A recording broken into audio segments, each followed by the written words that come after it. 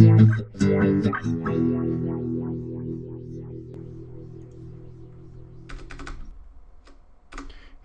everybody, it's Dan, the Git School Dude, once again with another Git tutorial video. Today we're going to be talking about the long-awaited topic, Git Subtrees. Now, if you've been watching my channel, you may know that the most popular video I've ever made is inexplicably the introduction to Git Submodules video. This is going to be similar. Submodules and subtrees actually provide the same mechanism from the developer perspective.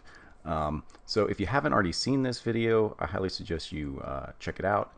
So let's go ahead and get started.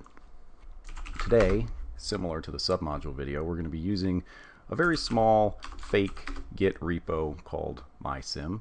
I just created this repository, and if you want to follow along at home, you can actually clone this from GitLab, which this public project should be clonable, and you should be able to follow these steps because the subtree we're going to add is also in github.com. It's open source, so feel free to follow along at home. Okay, right now this repo only has 2 commits. There's nothing in this area. Look at this. Well, don't look at that. There's essentially README and then empty folders. So this is a brand new project. We're going to add Trick, which is a simulation framework, to this project, and essentially what we're doing is we're going through the exercise of what if this was my real project, where I'm going to have a simulation, and Trick is going to be my dependency, is my simulation framework dependency, and Git Subtree, as well as Git Submodule, provides a way to track the state of that dependency in your repository. So let's go ahead and jump right into it. We are going to add Trick as a subtree. Now, the syntax is kind of hard to remember, so I've got it copy pasted here. Let's paste it over here. So this is essentially the command to add this repository at the state of this repository's branch master as a subtree to the mysim repository locally on this machine. And this prefix is just saying, you know, where is it in the directory tree, meaning it's going to be created under the Trick folder locally. So you can see here there is no Trick folder, but after we run this command, let's see what happens. Okay, it's doing a fetch. It's essentially grabbing the entire history of this separate repository, pulling it down locally, and you can see added dir Trick. So now, if I do an ls, what do we see? We see a Trick directory. Awesome, right? So we can cd into the Trick directory, and we can see some files in there. Let's go ahead and take a look at Git Log now. After we've created the subtree, Git Log looks like this. Now, if you recall correctly from earlier, this is the root commit of the repo that I just created today. Then I created one more commit on top of that. So before we did the submodule add, we had 2 commits in the entire repository.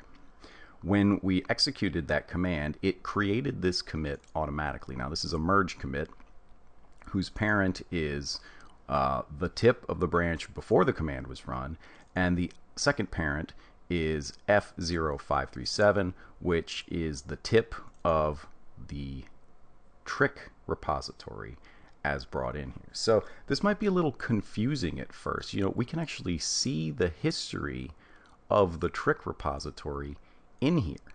In fact, if we look at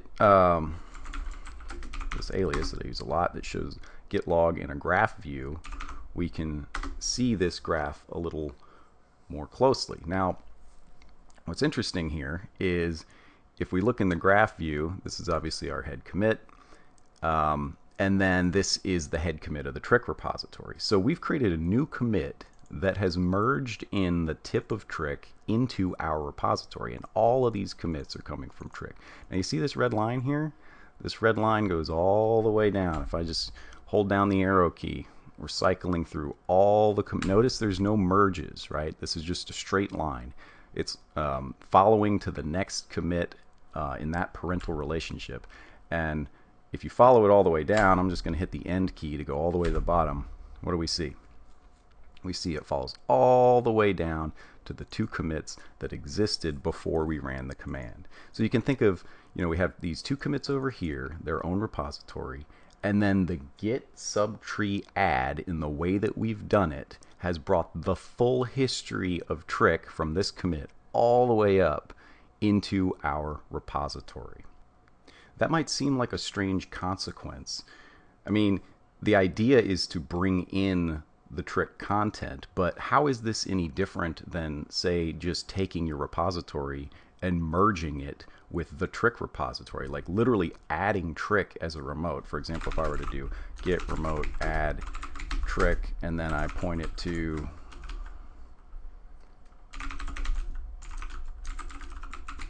imagine I did this. Now I'm not going to execute this, but I would just basically add trick as a new remote and merge its master with my master. Now we don't have any common commits, but it would still do it. Trick lets you do that. What's interesting about the way we've done this subtree add command is this is really no different than what I'm showing right here, except for the added step of, I'm going to cancel that, putting it under a subdirectory.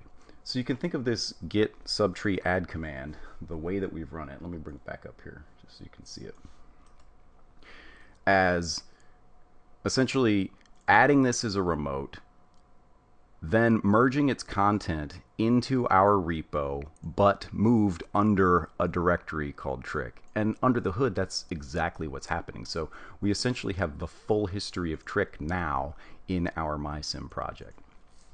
You might not want that, though. From the perspective of your project, you probably only want to update the state of your dependency, trick in this example, infrequently or on an as-needed basis. I mean, do you really need the intermediate commits from a project that you're only using and not developing in? Probably not. So Git Subtree has a squash command, which essentially lets you take the state of the repository, but not the entire history. So the first thing we're going to do is let's undo everything we just did so we can start over. And the way we do that is going to reset our branch back to the state right before we did anything. And now if you look at our history, there's only 2 commits, and we're back to where we started at the very beginning of this, this video. Now let's go ahead and try the exact same command where we add a subtree, but this time we're going to squash the history. I want to show you what that looks like. So here's the command we ran before. We're just going to add one more flag. Okay, here we go. You ready? It's doing the same thing. Now in this case it already fetched, so it didn't actually bring anything down, because remember we fetched all the data for this the first time we ran this command. But it went ahead and it did something. So let's take a look at Git Log. Okay, check this out. Now remember we had 2 commits before, these 2 where the head was here, and then now 2 commits have been created. The first commit here is the squash of the trick content and applied to this repository, and then the second commit is a merge commit between those 2 states. So this is typically a more useful way to bring in the trick content, because now your Git log is not flooded with the history, all the intermediate history of that trick dependency repository, and you can see that we still have trick on disk here. So now in the other approach, if you wanted the history, you had it. In this case we don't have it. So for example, if I try to do a git log on one of the files under the trick repository, it's just going to show me the commit associated, let me scroll up here, the commit where we ended up merging and bringing that content in. So we don't have the history of this file anymore locally, but in a lot of cases you don't care about that. You just want to use the framework, probably the framework at a particular tagged state of an official release. So just for completeness here, let's take a look at that graph view again, just to show you exactly what we said before, which is that we had our 2 commits before we created any action, and then the merge commit and the squashed history. Now what's interesting about this view, and I want to point out here, is that it's rare to see a commit tree that looks like this, especially this, because These two commits are actually root commits, meaning they don't have parents. Normally, a repository usually has one root commit, the initial commit, but Git can actually have more than one root commit, and especially when you do something like this, where you're taking the history of two repositories and joining them into one repository, so to speak. So I just wanted to point that out because it's an interesting side effect of what we've done here to the Git history. Okay, so now we have a repo with the squash state of trick as of today's date on the master branch per the command that we ran. So what if we wanted to change where trick points in time? This is the logical next question someone's going to have is, okay, now that I brought trick in, what happens if I need to update it, bring it up to a later state? Or in a more interesting scenario, which we're about to execute, how do I take my trick version and step it back to an older state? Well, the first thing we got to do is find the state that we want to move it back to. So let's flip over here to the github.com project, and I'm in the code section, and I switched to tags here. So let's say we wanted to step back to 17.3.0 for whatever reason. Let's just say that we brought in trick, we found a bug, or for some other reason we want to roll trick back to this version. So we go to the tag, we find the commit associated with it, in this case BA2D, hit this button to copy it, and now we're going to use the Git Subtree merge command to actually roll this state of trick back. So let me get over here and copy the command so I can save myself terrible typing. And this is the command we're going to run. So essentially, remember, before we did Git Subtree Add, that told trick to go get a repository and bring it in, and we used the squash, so it squashed all the history into one commit, as we just showed. This is a way to change where your subtree is pointing, and it's basically saying, you know, do a merge of trick and squash that content. Now, what's interesting is that, like I showed you before, this BA2D commit is older than the current commit. I'm going to cancel this and show you. So when we look at Git Log here, this is the commit that we brought trick in under the subtree, which was today's master. And what we're going to do now is roll it back to an older state, BA2D. Okay, so let's go ahead and stop talking and just jump into it. Here we go.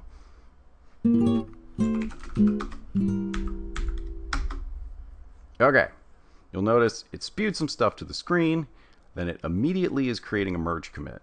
So if we just write the file to complete the merge commit creation, we'll see that we got all these delete modes. Now, this is the same output you would get if you did a merge normally. So it's basically just showing you in this output what changed as part of this process. Now, if I do an ls, you can see we still have a trick repo, and under that repo we still have files. But if I look at my Git log, you'll see some new stuff got created.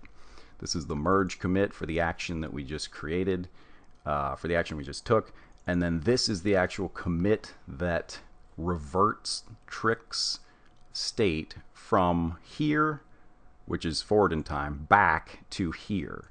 And it shows you as a process that the reversion of all the content and the commits between those two time frames. So as I'm scrolling down here. Okay, so now remember, this was applied on top of what we had before, so we still have the history where we could roll our branch back and get to trick at this. Trick is a newer state. Of course, it's an older state of this MySim repository. But the point is, we didn't actually change where trick points for the whole history. We're just updating where it points. Very similar to a Git submodule mechanism where you add the state of the submodule to update where the super project points. I hope that makes sense. You'll notice that our git status is clean. So what's interesting about these subtree commands is that they're not a thing that you have to then go git add and git commit, and you don't have to remember to push necessarily. Of course, we're not going to talk about push in this video, but if you recall from my submodule video, there's a lot of things that you have to do when you update a submodule, and you have to do them in the correct order or you run into trouble.